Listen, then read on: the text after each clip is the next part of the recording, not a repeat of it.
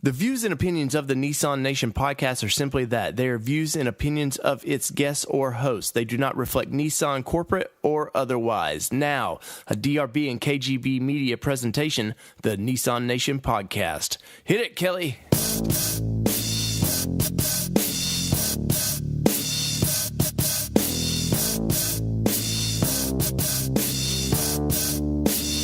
Recorded live, coast to coast, it's the Nissan Nation podcast. From camping, racing, and all points in between. The NNP is your Nissan Nation podcast. Now start your engines and welcome in your hosts, David, Danny, and Holden.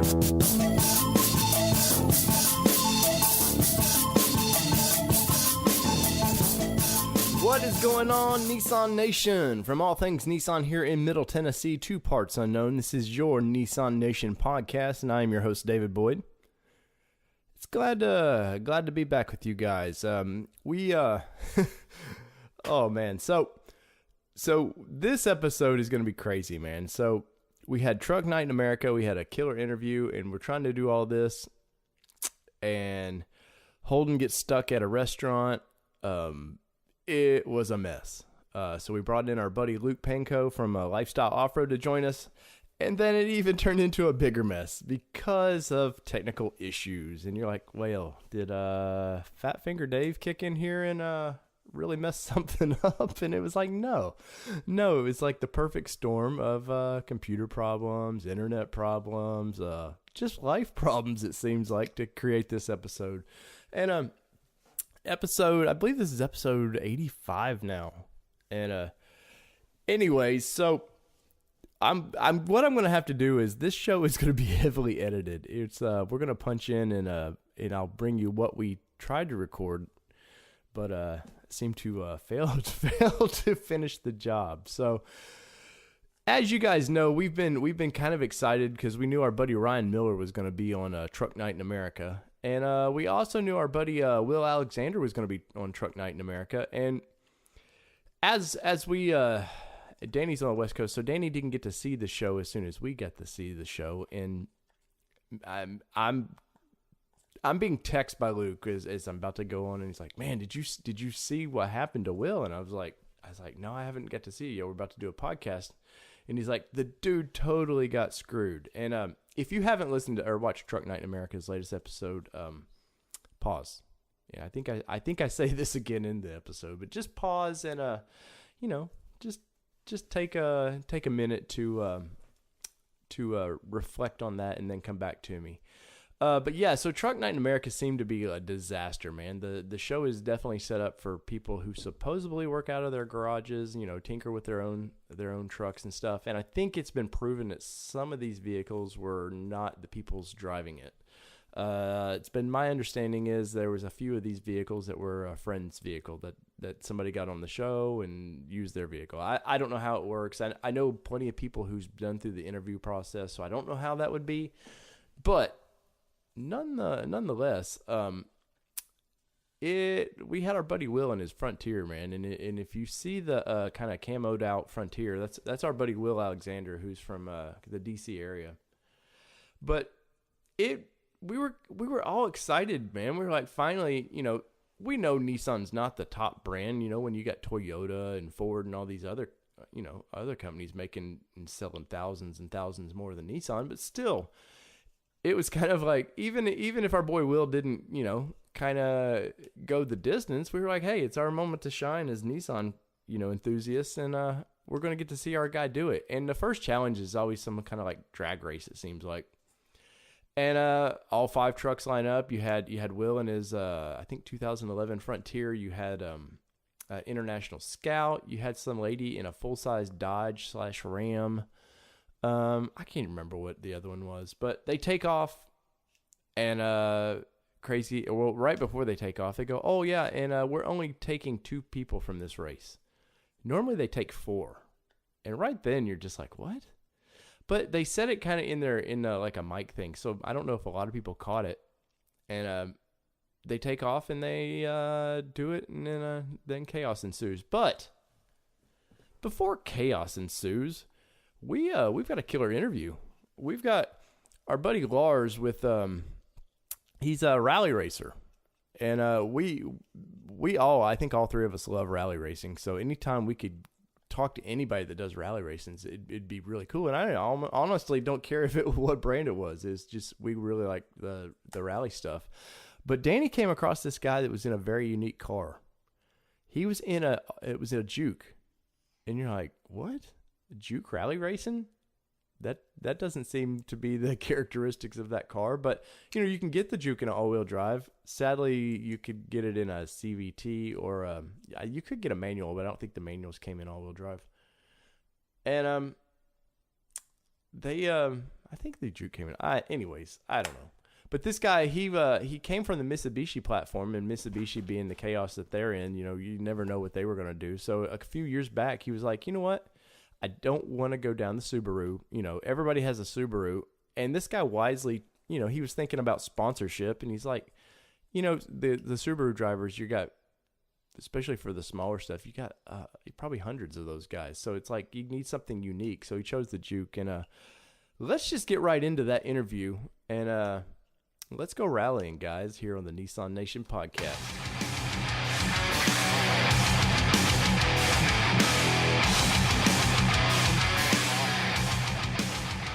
All right, on the podcast tonight, we have Lars Wolfe from Lars Wolfe Racing. I found him. He joined a Nissan. I don't even remember. I created the group and I forgot what it was. It's like a Nissan Racing Collaborative or something like that on Facebook. And someone invited him or posted whatnot, and he popped up and said, "Hey, check this out. This is cool. I race a Rally Juke," and all of us were like, "Whoa, sweet! Where did this guy come from?"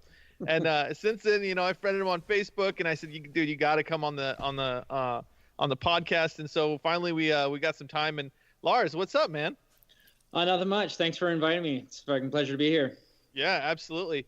So, I'm slowly starting to stalk you, and I know you got like a ton of cool videos out. You've got a really rad Juke. Why don't you just kind of lay out like what is it that you race in? How is it set up, and kind of how did you get into it? Sure. So this project actually started in 2011 actually.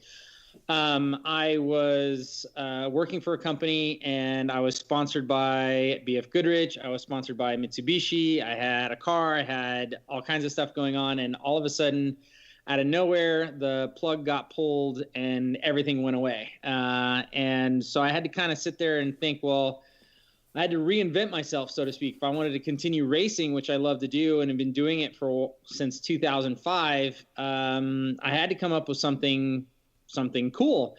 Now, I've been in the rally scene is my passion and focus, but I also do road racing and endurance racing and stuff like that. And I step back and I go, okay, I've been working on Mitsubishis and driving Mitsubishis for a couple years now, and they are ridiculously expensive. So if I'm going to do this on my own, that car's not going to work. And the other choice in rally was a Subaru. And I'm like, oh, look, another Subaru. Sponsors are not going to dig that. It's too cookie cutter. So I just sat down and broke out Google, and I Googled all-wheel drive cars, turbo all-wheel drive cars sold in the United States. And a list popped up, and this car, the Nissan Juke, popped up, and never seen it, never heard of it, nothing.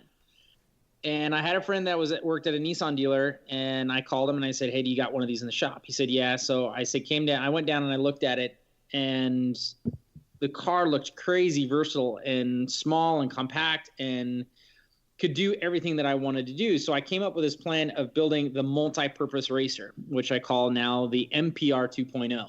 And there's a reason for that. I was wondering about, because I saw a bunch of your stuff. And I was very curious what the acronym was for. So that makes a lot more sense now. Right. So the multi-purpose racer is something that I wanted to do to show the community that it doesn't matter what you have, just get out there and race it. So it could be something as stupid and weird as a Nissan Juke, or it could be something, totally, Corvette, whatever it was, just get out there and race it. And it doesn't matter how, but do it. So I built this car around rally rules because they're the most stringent, but it will meet requirements for NASA, SCCA, Lucky Dog Lemons,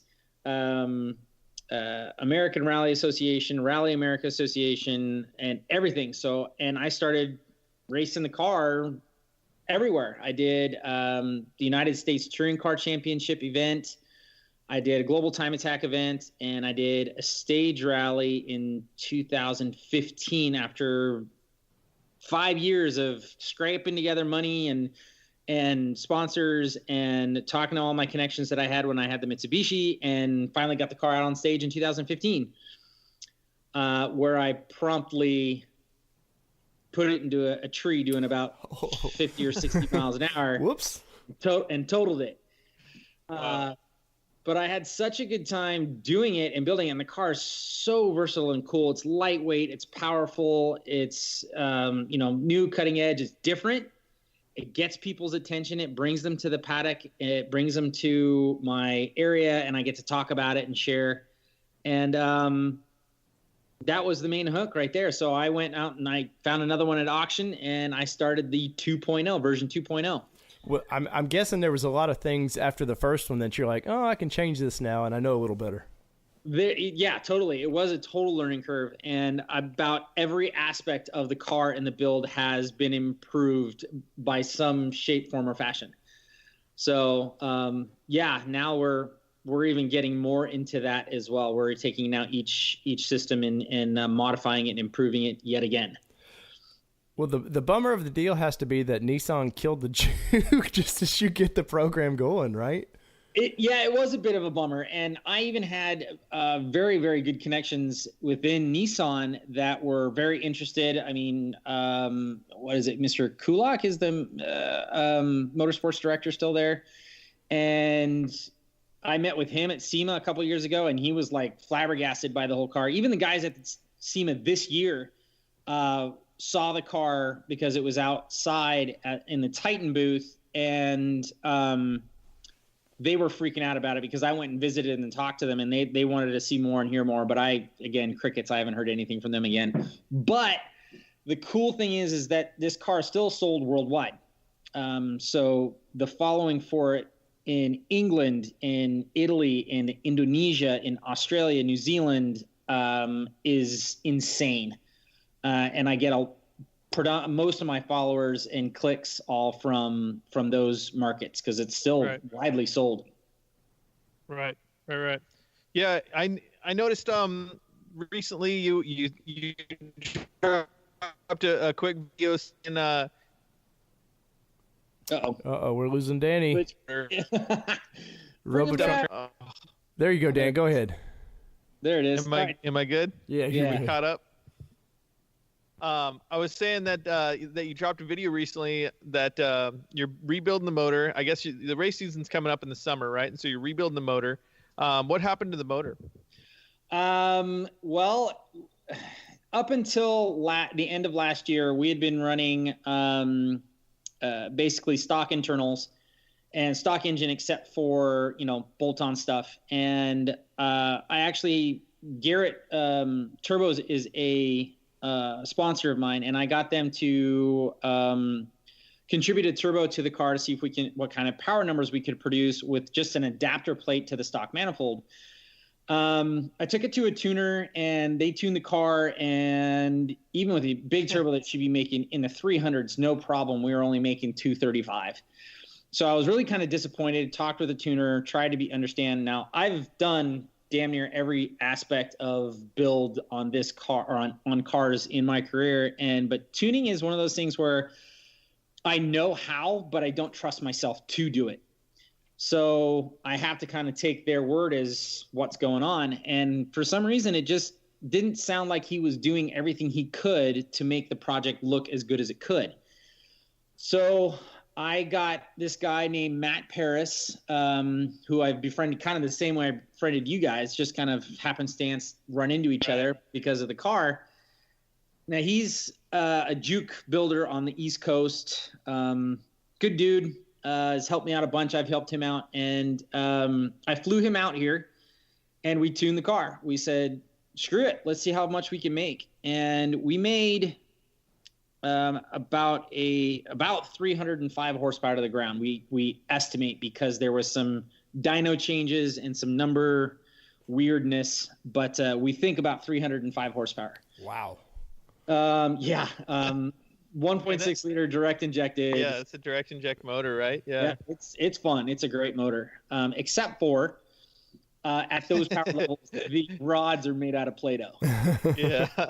So we went to, that was in October. We went to SEMA. We went to SEMA, came back from SEMA, tuned it, and then I went to the Global Time and Tech at Buttonwillow, went out for my out lap, and scattered the motor. I didn't even get a full lap in. Wow. Oh man. So that's gonna be killer. Yeah, I think what happened is the number 3 rod failed. It snapped the rod into 3 pieces, shoved one piece over into the number 4 hole, and cut that one, and it both punched a hole in the block, wrecked the starter. Did you lose Did you lose top end? I mean, did it? It bent 4 valves, right. but just kissed them. Yeah. Amazingly enough, it trashed the girdle, the crank, pistons, whatever. But amazingly enough, a week later, after I start getting into this, I source out some parts because these things are still expensive. Yeah. Right. I find a guy locally selling a complete MR engine in pieces, and he gave it to me for $100. Wow. Oh, wow. No way. That's awesome. Yeah, so I totally lucked out. I got at least $500 in parts for $100. So the next step is we've got rods being manufactured right now, and pistons are in process, or order is in, and those should be cut here shortly. So when those show up, I'll start the engine assembly process. Right. Before April. So when you get into this, obviously, like, this is Subaru country, what you're doing now. So the Juke is probably a little bit smaller, shorter wheelbase and stuff, right? I mean, how is the driving characteristic of this compared to what you were used to? Well, actually, that was one of the things that I researched when I started this, was that this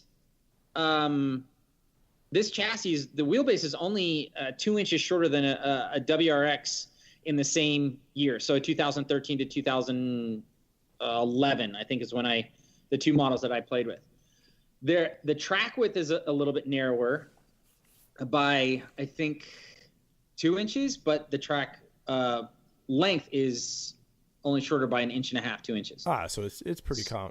Yeah, it is actually, but the wheels are, so far out to the corners, the stability is actually really, really good. Now people look at it and, it's too high, it's too bubbly. And it is. The weight is really high on this thing. So the big fight for this is try to get the weight down as low as you possibly can in this thing, which I think I've done a pretty good job. Plus, I've knocked out, curb weight on this thing is 3,100 pounds, and I'm at 2,900 with me in it. Oh, wow. Wow, that's pretty solid. The sweet... Excuse me, 2,700 pounds with me in it. So the sweet radio system's no longer in this car. No, there's not much of anything left in this car. I've gutted every aspect of the car. I mean, I removed the sunroof roof and put a non-sunroof roof skin in it. Doors have been absolutely minimized to nothing within the rules that I have to follow. What else? I can't even tell you. Hand over fist weight has come out of this thing. And there's been a lot of videos that I posted up on my YouTube channel and on my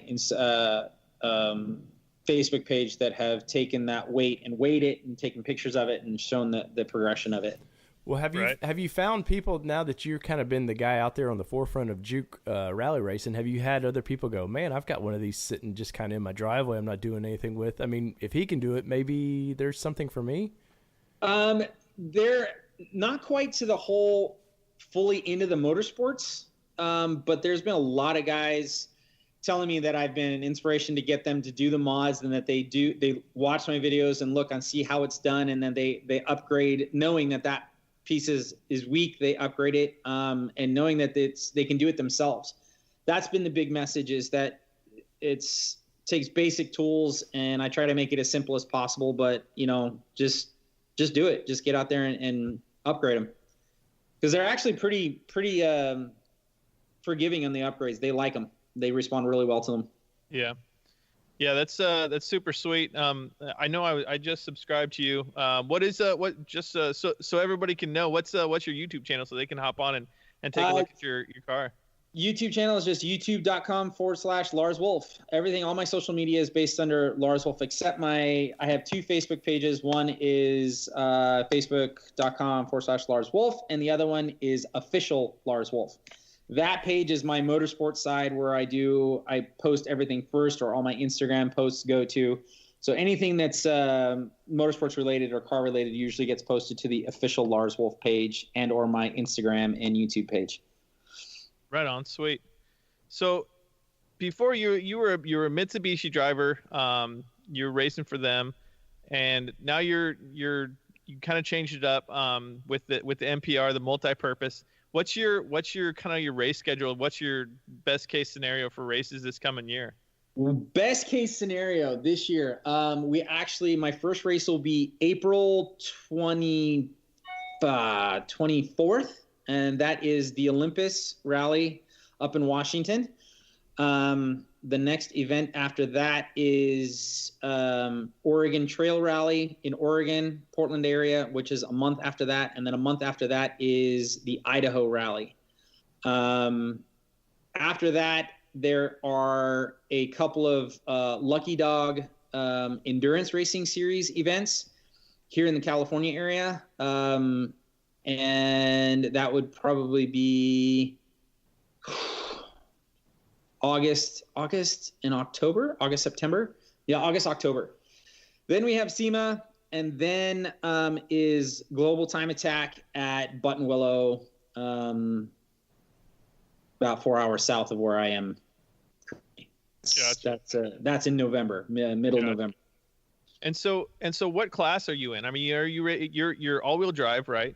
No, I've taken the all-wheel drive out of it because it's a CVT POS. Gotcha.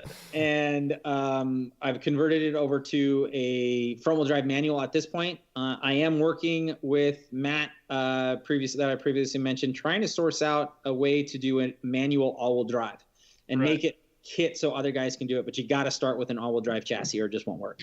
Yeah, I can understand that. But as far as what categories I fit in for stage rally, I'm in what's called Group 5, which is two-wheel drive, turbo, front-wheel drive or rear-wheel drive. The endurance racing, they stick me in A class, or what's called Super Dog, because the cars are over prepared. They're not kind of entry-level POSs. They're actually purpose-built race cars. Right. So have our own little category that they run us in. And then for Global Time Attack, this one always, they change it up every year. I think I am in not street prepared, it's below unlimited by one class front wheel drive. Right. So I'm allowed Lexan, and I'm allowed the cage to go through the front bulkhead, that the next class down does not, and that I am just nowhere near being able to compete against like the Spoon Integra or the unlimited cars with just like huge amounts of aero. Yeah, for sure. Well, that's sweet. I wish that I was going to be racing in April. I'm sitting in your car. What do you got there? It's an Xterra.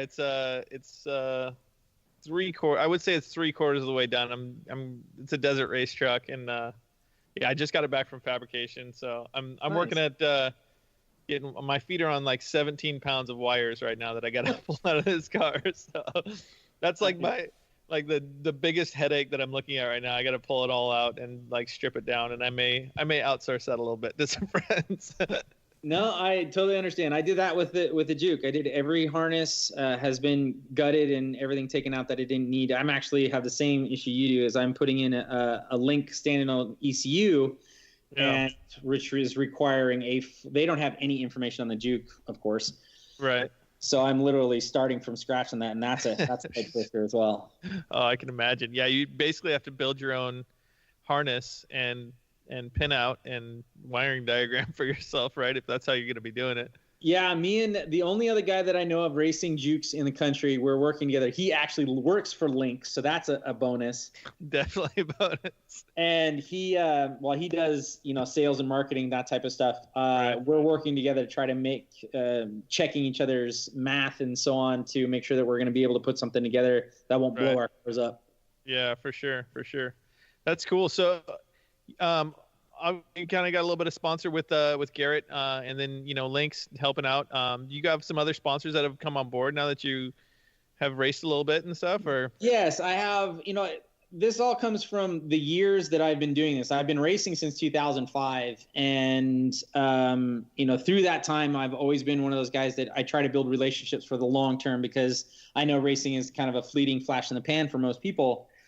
So, yes, my list is growing every year. And I can say, thanks to, it really comes down to just all the people that help me out.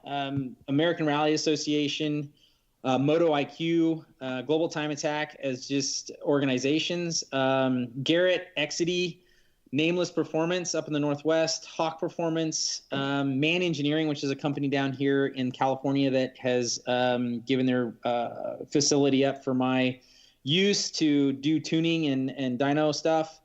KW Suspension is a new sponsor this year. I've been with Federal Tires for a couple of years because they make tires that do all the different type of racing that I need to do. Yeah. Very cool.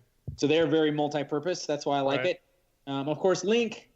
Lucky Dog Racing, and let's see, Wildlives Media, Del Toro Industries, Pegasus Auto Racing.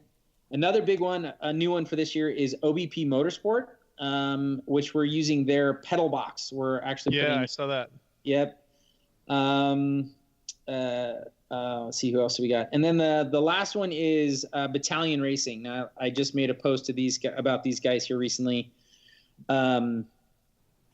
It's a race team out of the Northwest that they actually currently compete in FD with Matt Van Kirk, and they approached me saying, "Hey, do you want to be our rally guy for this and be part of our team?" And I said, "Absolutely." So I met these guys at SEMA. We hit it off, and here we are in we're March, April, February.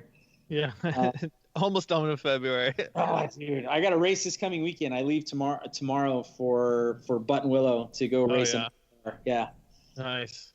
So yeah, where's Button Willow? Remind me where Button Willow is, because I'm down south in California here, and I don't remember. Like, I saw you're in California, but the name, like, I couldn't place it, like the town that you were in. Sure. No, I'm up in the San Francisco area. So Button Willow is 4 hours south of me. So it's like the last stop before you head up the Grapevine if you're heading south. Okay. So yeah, for sure. In the middle of I thought it was like in between us and basically San Jose area.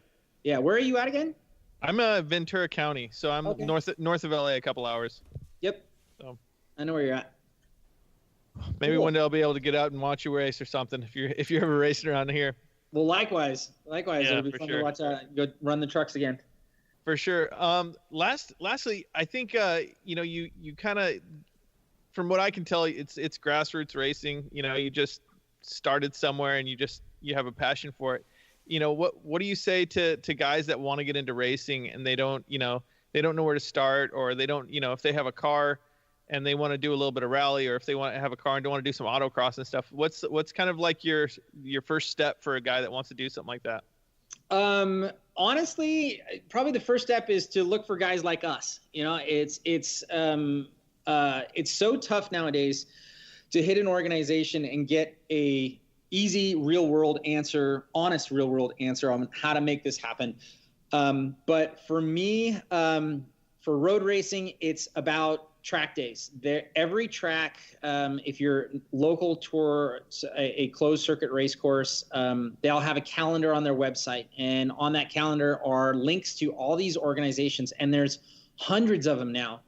Their fees go from sometimes $120 up to $350 depending on the track day and what track. Contact these guys. These guys are just like us, where they're very passionate about their thing and they love sharing what they want and help you cut your teeth and get out on track. As far as rally, it's a little bit more difficult. Rallycross is a good alternative, but sometimes it can be a little difficult finding a location where you can do that. But again, searching it up, NASA has a rallycross division. Thunderhill Raceway has a rallycross area, so they'll have links and connections. Even some rally shops will have information on how to get to a rallycross. Now, I'm too busy to get to these rallycrosses anymore, and rallycross or autocrosses. Track days are far and few between, but sometimes I can make it to them. But it's just find a page, find a guy like us that has done this before, and ask them what they did. Right. And then just don't be intimidated by what is there. It is probably one of the most accepting groups that I've ever been in my life, has been the auto racing entry-level grassroots auto racing community. Gotcha. Very cool. Yeah, that's kind of what I tell guys that ask me, hey, you know, how do I get into desert racing? I say, you know what, you got to go to a race and meet some people and just say, how can I help? You know, get in the pits and find out what it takes to race. And it's kind of how I learned. Is I randomly called a guy with an Xterra that raced an Xterra, and I said, hey, I want to race. Can I come out? And he's like, yeah, man, we always need help in the pits. And that's where I'm at. People are like, hey, I want to race. What can I do? I'm like, you can come help me anytime you want. If you want to turn a wrench on a truck, first you have to know how to, you have to know what goes into a truck before you race. And it's the same thing with a car. You have to know, why some of the things that you put on a car go on, in certain areas and stuff like that, and what does and doesn't work, right? So absolutely. Yeah, that's actually how I got my start as well. It was the same way. Someone asked me, a coworker who was a rallyer asked me if I wanted a crew, and so I worked on as crew and a crew chief for 2 years, and then I built my own car and then started racing. So you're absolutely 100% correct. Go out to races, and racers love talking to people. Go up to the pits. Oh yeah, those pits. They're not evil people. They want to talk about it. We're arrogant and we're self-centered. We want to talk about our stuff. Hell yeah. My wife's best friend is always joking with me. She's like, I want you to talk about the race truck, because I'm always complaining because I never have like buddies around. All my buddies they're never around, and so I'm always like, man, I want to talk about my race truck, and nobody cares. Or it's always my wife and her friends or my parents are like, yeah, it's a race truck, it's cool, like they're not into it like I'm into it, And so I'm always trying to talk to somebody about it. They're like, yeah. And I'm like, where are all my race friends? I need you to come over. I have some cool new thing that I got, Exactly. No, you sometimes need that support structure. And it's like, yeah, I've got a few guys around here, but you're absolutely right. It's few and far between. Well, yeah. Well, as we wrap this thing up, man, any sponsors you want to kind of give a shout out to, and I just ran down my list. I mean, I can do the whole. No, that's fine. I think we nailed it. Yeah, I can do the whole Ricky Bobby thing. Yeah, I know what to do with my hands, but no, I think I've talked to him. I've hit him up. I'll make sure that they see this podcast and pay attention to what's going on out there. Well, man, we definitely appreciate you being on, and at the end of the season, we definitely like to kind of get maybe chat again and just kind of see where your season ended up landing you. Always, yeah. Just hit me up anytime during the year. I'm always up for doing updates and things of that nature. And keep me in the loop on what you guys are doing as well. And if there's ever a time where I can get out and see you guys do what you do, then I'm happy to meet up. It would be awesome. For sure, man. Well, we appreciate it, brother. Yeah, man. Well, we appreciate having on tonight, and we'll chat again soon. Thanks, guys. I appreciate it. Take care. All right. Yeah, take it easy. Later.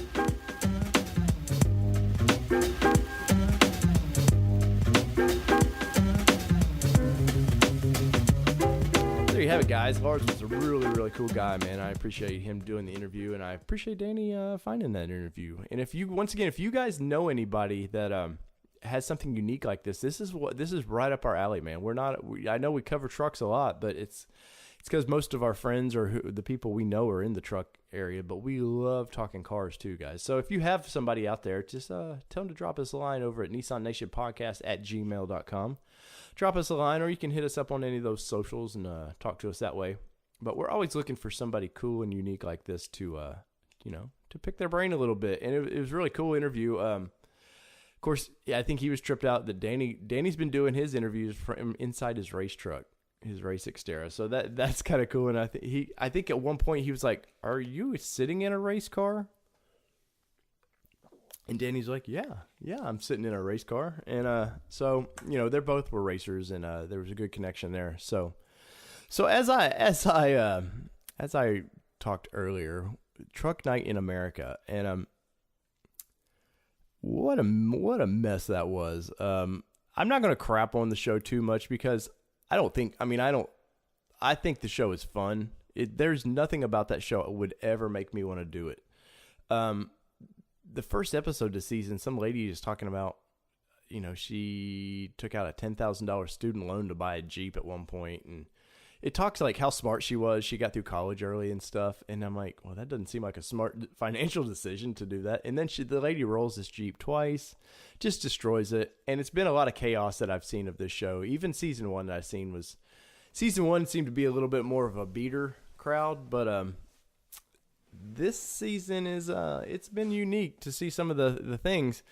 So as we got into this season, like I said, it's entertaining to watch. I'm not gonna lie, but it almost makes us look bad. The off-road community, it just makes us look bad. Like, this is what we do. We just run and bash through crap, and the hosts seem like good guys.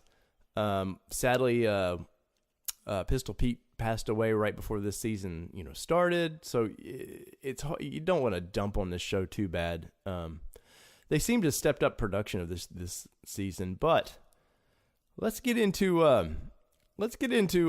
what you will hear that actually did get recorded here on the Nissan Nation podcast of Mr. Luke Pankow, Daniel Groders, and yourself truly discussing this episode.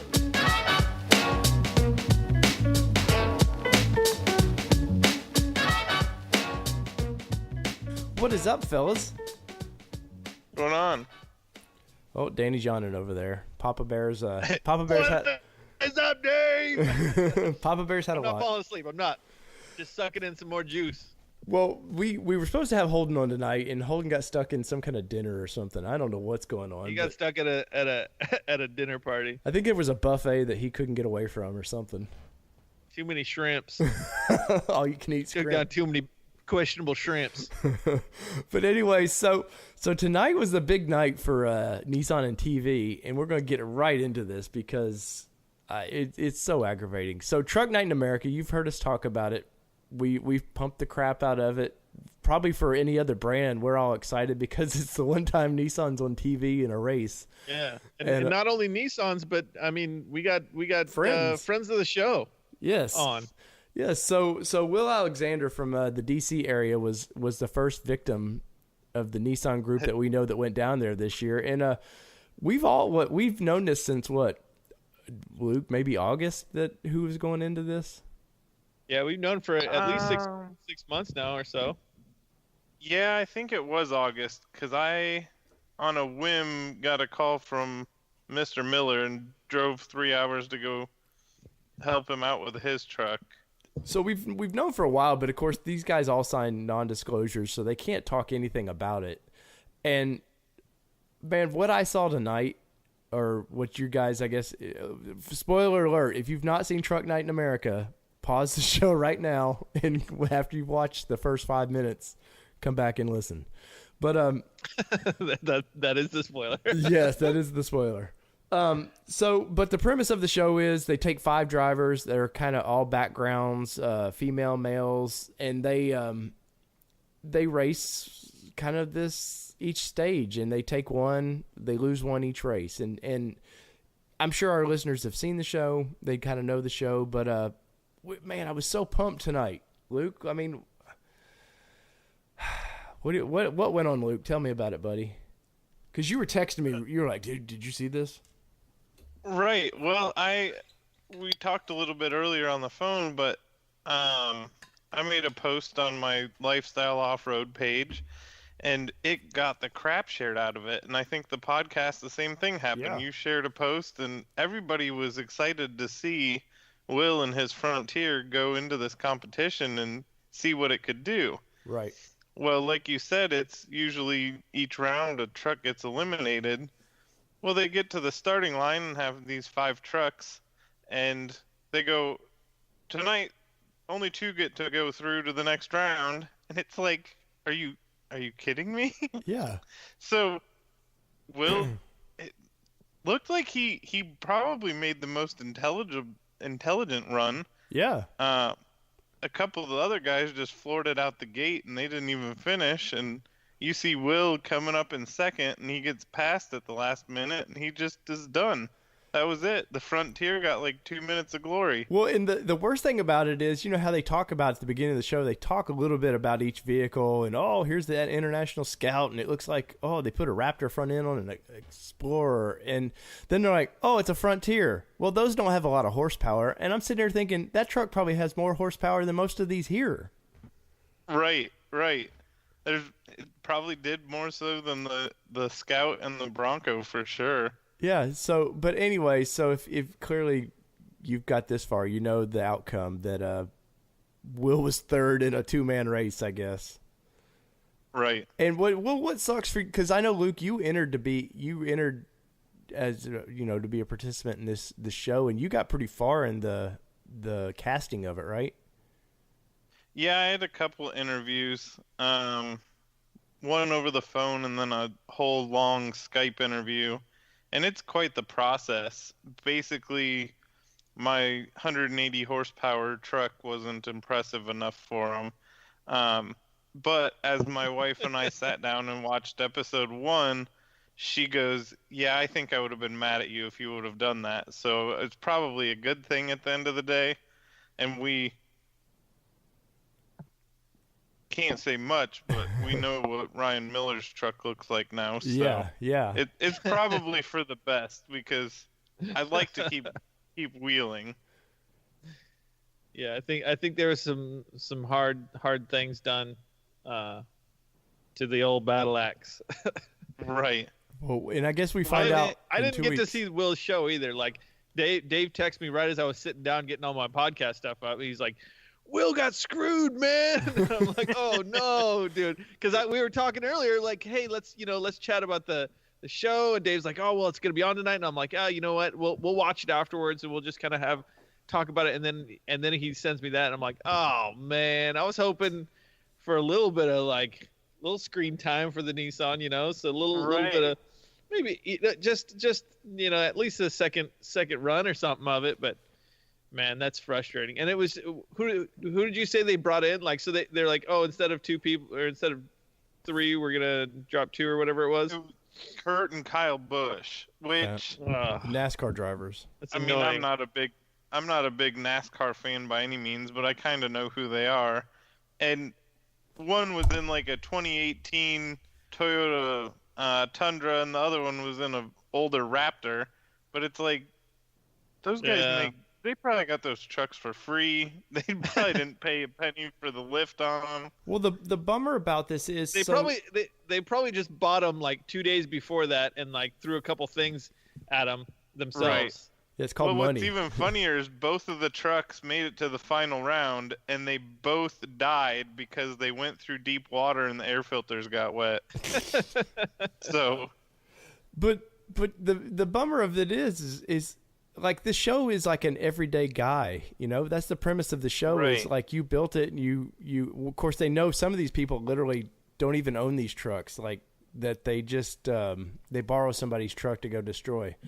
But yeah, the premise of the show is an everyman can go out there and race and have fun. And season 2, this is like episode 4, and now all of a sudden you're bringing in racers. I mean, right, professional drivers. Yeah.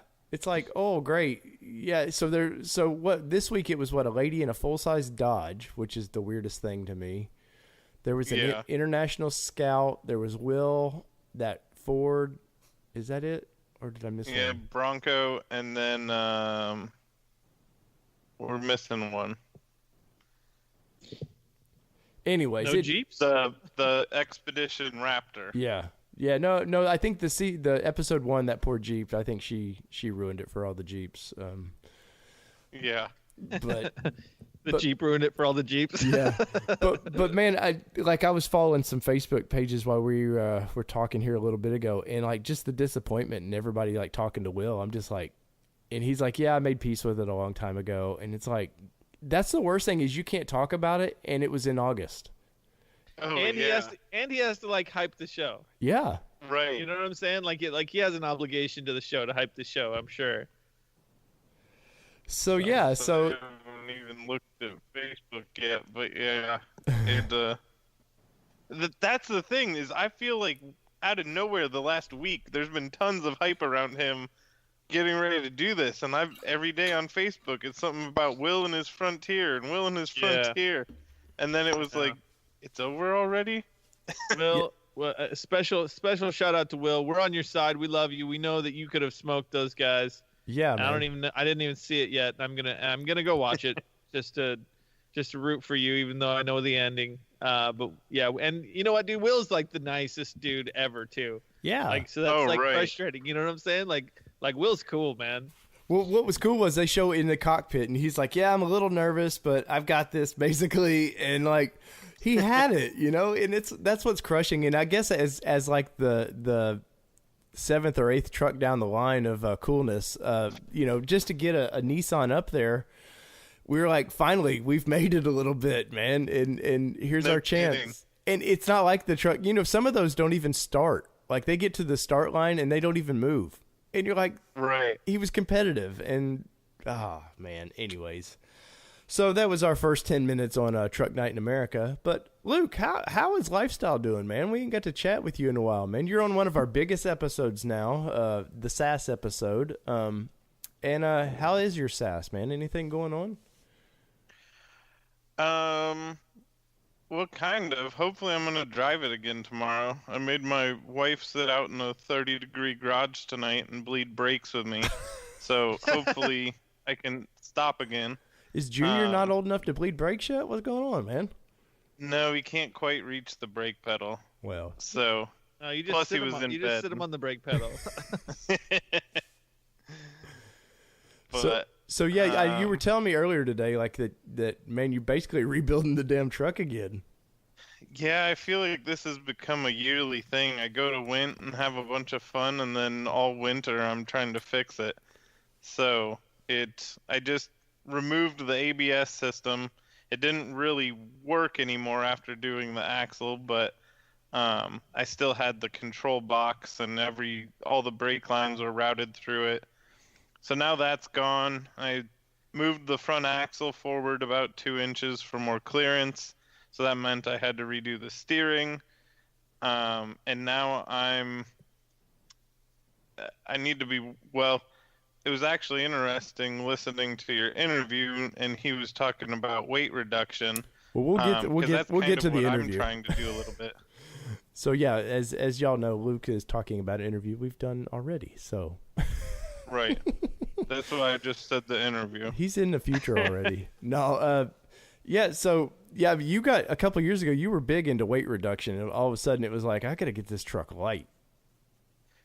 Yeah, well, it went this year. I actually bent my rear leaf springs. I thought that I'd majorly messed something up, and then I took the leaf springs out, and they were shaped like a W, not a U. Whoops. So if anybody's wheeled with me, they know that I pretty much have every tool for anything you need, and then way too many spare parts. So I've been trying to just kind of consolidate, make it a little more streetable again, which it'll never be perfect on the road again. I've come to peace with that, but it'd be nice to be able to drive it an hour or two away and feel pretty comfortable in it again. Well, Dan, you probably feel the same way with your Xterra that you're actually podcasting from, right? Yeah, to tell you the truth, I want to just go get like temp plates so that I can at least drive it like once on the road. You know, be like, oh, I need to go get it registered and get some temp plates. You know, be like, oh, I need to go get it smogged.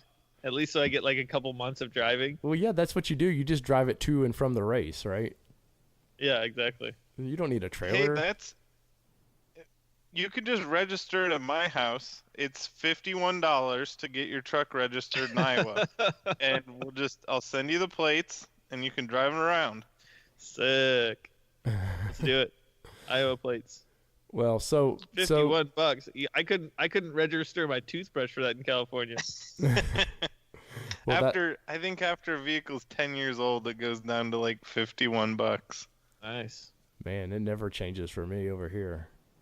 But so Luke, other than that, like, your truck will be back together soon. You'll be ready for the spring, and we'll be happy about that. Because you usually kind of go. There's some off-road parks and stuff you do there, right?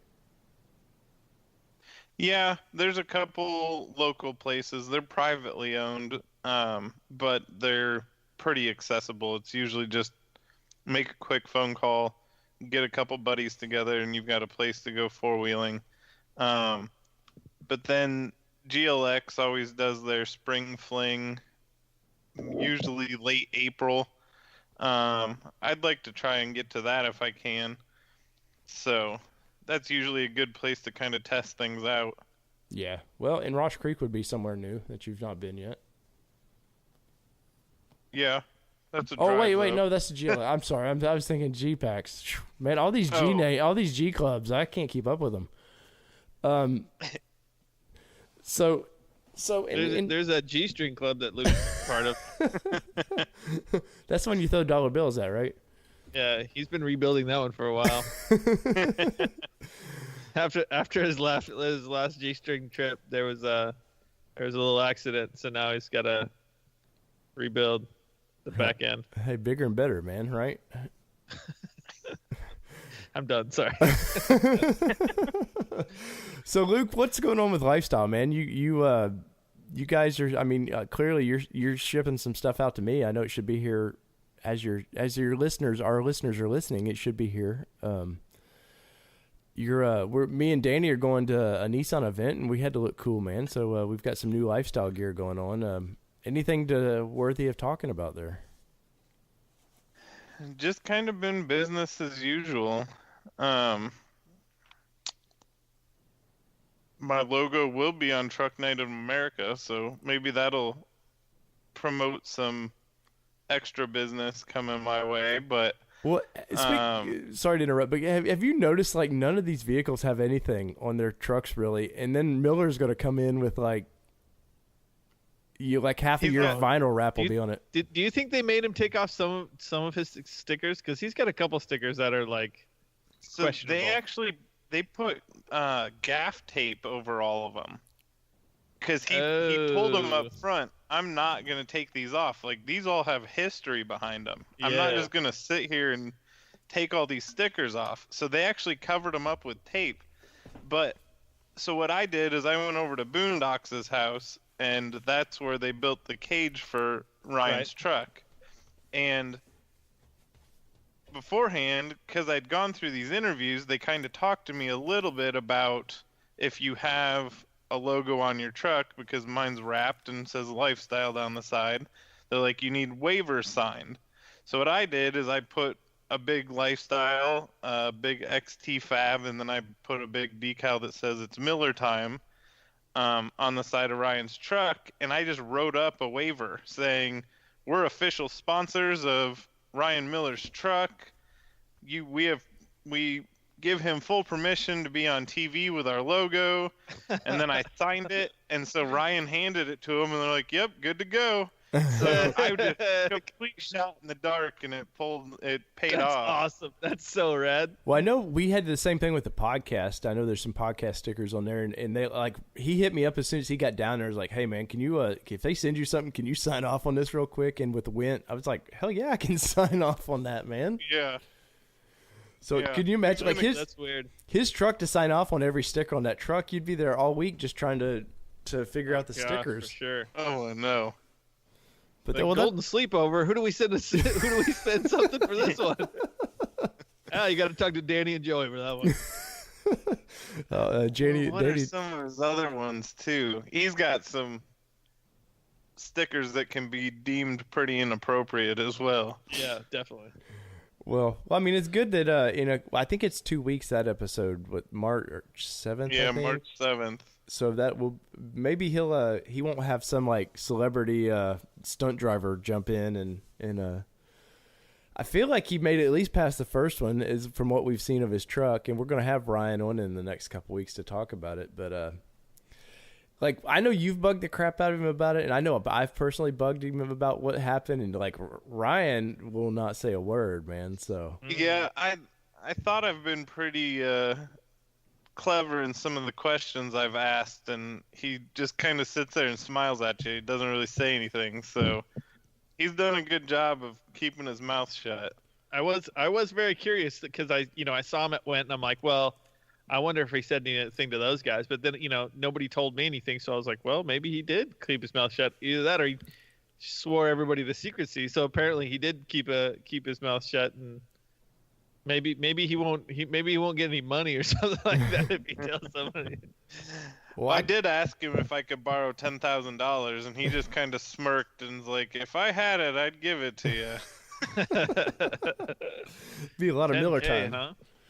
Be definitely a lot That's of what Miller the winner time. gets. Yeah. Dang, for real? Yeah, every yeah. episode. Yeah, Dan. So the first episode, this girl like had a nice TJ, man, and she destroyed it. And for 10 grand, and the truck was worth more than 10 grand. So She rolled it twice. yeah, it was crazy what she did, man. But I mean, 10 grand is not enough. Like you were saying earlier, Luke.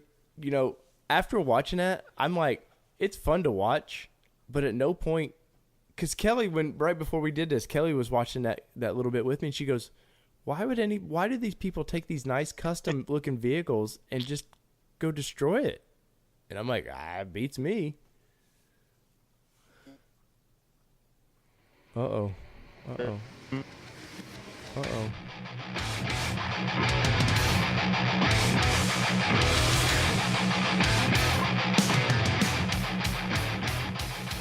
Well, there you have it, guys. I have to deeply apologize for what a mess of a show this one is. 85. You guys have done 85 of these shows now. You're like, how did you end up with that one?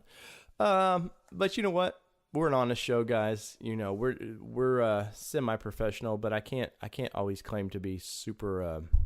My studio is my office. It's not a $100,000 radio studio that a lot of people are set up, and sometimes we have hiccups. So sorry for that one, guys. It's kind of embarrassing, but you got to hear it anyways. What we'll call that starting of a show.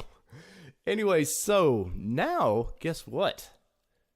It's Titan Adventure time, guys. So as you hear the show this Monday, whether you're on your treadmill, you're in your car, wherever you're off to, in 2 days, me and Danny are flying to Jackson Hole, Wyoming, for what Nissan is calling their Titan Adventures, and it's hashtag Titan Adventure. You're going to see a bunch of content from us, man. We're gearing up to we want to make this a special thing for you guys. We get this show is just us three idiots kind of guiding it a little bit, but it's really the show is about you guys. So we want to make sure that you guys feel a part of what we were invited to, and so we're going to try to do a bunch of live content. I'm going to try to do a YouTube special out of it. So if you haven't yet, go to YouTube, Nissan Podcast. Like and subscribe us, guys. Doesn't cost you anything, and we have this goal of 1,000 subscribers this year. Last I checked, we had like 184 or 5 somewhere in there. I really need your help. You hear some commercials on this show, but it's products that we use, but they're not any guys that we're advertising with. It's not your I don't know, MeUndies or whatever you hear on these bigger podcasts. We don't reach those kind of numbers. We do very well for numbers, but the guys like ID10T and Mark Maron and all those guys, dude, they hit hundreds of thousands of, if not a million downloads per show. So they get all the big funding. Well, we the only way we fund this show is whether we can get Lifestyle or somebody to kind of partner up with us, maybe Niztec from time to time. And a few others that we've had on here. And, we're talking pennies, but there's 2 ways you can help fund us right now, or actually 3. You can go to our website, NissanNationPodcast.com, which is about to change. Danny's said he's been working on a new website for us. We've got a bunch of gear that we're about to put on here. If you've seen any of my live streaming that I do on Instagram, you'll know that we got some new shirts and hats and stuff that are here. So we're excited about that. It does help fund the show a little bit. We do make a small, tiny profit on it, but we're not becoming billionaires by any means. So go over to our website, and if you see the Amazon link and you're wanting to shop with Amazon, if you'll just take the 10 seconds extra to go to our website, click that Amazon link, and just do your shopping. All it is Amazon wants to know where you came from. If you type Amazon.com, you're letting the fat cats there at Amazon with their billions and billions of tax-free dollars. They keep it all. But if you go to the Nissan Nation podcast and you click that thing, we get a small percentage. We get anywhere from 2 to 8% of what you purchase, and it doesn't cost you. It's not costing you 2 to 8% more. It's just Amazon's way of saying thank you to us for kind of guiding you to them. So if you go there, we get a small percentage of that. If you go to our YouTube seems to be the easiest way to help fund our show. So we need 1,000 subscribers and lots of hours watched. And once again, we're not doing this to make money. We're just doing this to help fund, all these websites and stuff. Trust me, guys, I have thousands of dollars into this show, and only pennies to return. But we don't do this because of that. But it would be nice that we get a little support every once in a while. So please go to our YouTube. Click that subscribe, that red subscribe, that little rectangle there. You hit that, and if you really want to be cool, you hit the bell. And anytime that we do a live video or we post new content, you're going to get an email. You're going to get an alert that says, "Hey, the Nissan Nation podcast just posted something new. Do you want to check it out?" And that's it, guys. I'm not really trying to, I know I'm wearing you guys out with that, but it's 1,000 or bust subscribers for us this year. And I want to say also thank you to everybody. I did a live video the last Friday, I think it was, helping Danny out. Danny is in the same boat. He's got that race truck that's costing him probably $20,000-$30,000. And Danny finally, with the help of the show, we reached out to you guys, and we got him over that 1,000 subscriber mark. So I'm super happy that you guys helped do that. Now help the show that you're listening to do that. And the reason we do that is because it's the easiest way to get into the YouTube money. Basically, they'll run a small ad. We get a few pennies from that, and it just keeps adding up, guys. And we also have a Patreon account, which I haven't really figured that one out yet. I posted it once. You can find it on our Facebook page. There's no really rewards or anything just yet.